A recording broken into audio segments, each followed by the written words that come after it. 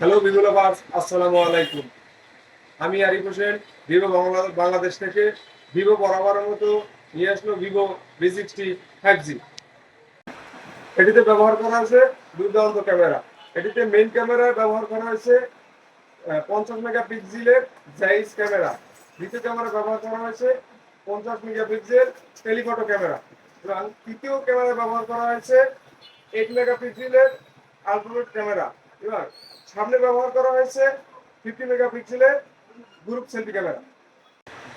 এই ফোনটিতে ব্যবহার করা হয়েছে 6500 mAh দুর্বল ব্যাটারি ও 90 ওয়াটের fast charge.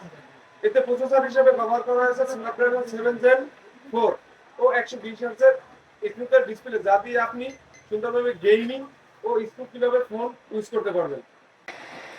V60 5G purchase করলে রাইসের সাজনের পক্ষ থেকে পাচ্ছেন আকর্ষণীয় গিফট Hero W10। এই ফোনটি এক্সপিরিয়েন্স করতে চলে আসুন রাইসে স্মার্টফোন চকবাজার পটুয়াখালী।